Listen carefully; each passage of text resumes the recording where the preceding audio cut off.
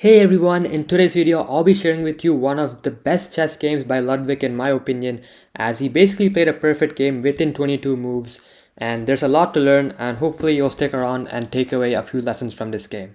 So starting out, it was pretty normal, a Caro Khan, and here Ludwig pushes his pawn forward, basically entering the advanced Caro, and Black plays bishop f5 and White responds with bishop d3. So far all normal opening theory, and after the light squared bishops are traded off, here Black plays e6. And the idea here is basically that Black has just traded off his light squared bishop. So now he wants to place his pawns on the light squares to basically control the light squares with his pawns and keep control of it that way. Meanwhile, he leaves the other squares open for his dark squared bishop to control, so that way he gets basically both colored squares. And in this position, both sides continue developing normally and the game goes on. And here, so far, all pretty standard. And then Black plays f6.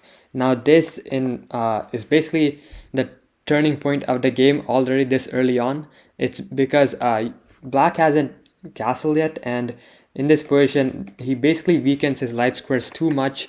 And he's played h6, he's played f6, and here the queen is basically in ideal position to take advantage of this, as you'll see. Now the idea of f6 itself, I would say, is pretty nice because you're trying to basically challenge White's pawn structure, trying to basically trade some stuff off so you create space for your pieces to develop. But in this case, it was not the right time because your king is too weak, and you pushed your other pawns forward as well. And the light square bishop was traded off early on, as I mentioned too, so light squares are very weak. That's basically the emphasis of this game. And after h3 in my opinion right now is a slow move. It wasn't too necessary. White could perhaps continue with a move like rook f e1, bringing another piece into the action, aligning with the king. Perhaps if the file will open in the future, your rook will prove to be pretty vital. And in this position, after h3, Black takes, and now another excellent move, knight takes, not taking with the pawn or any other piece, but with the knight, basically putting more pressure on the weak light squares, and also making sure the rook can basically have access to the semi-open file in the future, rather than just taking with your pawn and keeping it closed. And in this position, since the light squares were very weak, Black decides to trade some pieces off. And this idea in general is a great idea if you're trying to defend. Basically trade a couple of pieces off, because usually your opponent will have less pieces to attack with, and it would be easier for you to defend. But in this specific case, the light squares are a bit too weak. The king is kind of stranded in the center, the rooks are disconnected, and White still is like already developed, and he just simply continues to bring his rooks into the action as well. And here Black tries to continue with development as well, trying to castle perhaps next move and basically safeguard his position, but it's a bit too late because White first takes on f6 and now wins the e6 pawn.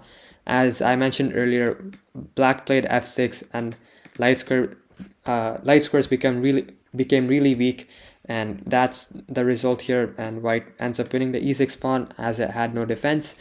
And here Black plays queen d7, hitting the rook with tempo and trying to escape next move with queenside castling. Unfortunately, it's a bit too late again because White is a move ahead here. His other rook basically swings in, defends this rook, and more importantly puts pressure on the knight. So here Black can't castle queenside because he will simply lose his knight, and White will go on to win the game. So the king is stuck defending the knight for now, and in this position Black realized, okay, what does my opponent want? How can I stop him from further attacking me? And he realized the queen coming in with check would be basically annoying and would force his king to move and give up castling rights. So here he decides to play rook g8, stopping the queen from coming in, but also aligning his rook with White's king.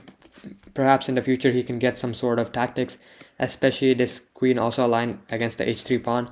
So not terrible from Black, but unfortunately from him, he's already like lost because how weak his own king is, because White here infiltrates with queen h7, again repeating his light squares, plural squares, were weak. So he does cover g6, but h7 is still weak, and that allows the queen to infiltrate onto the 7th rank.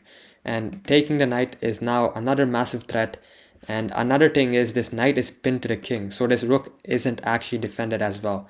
So here it's basically a double attack against the knight and the rook, and black is basically toast here. Here he just decides to castle queenside and pray that white somehow ends up blundering checkmate.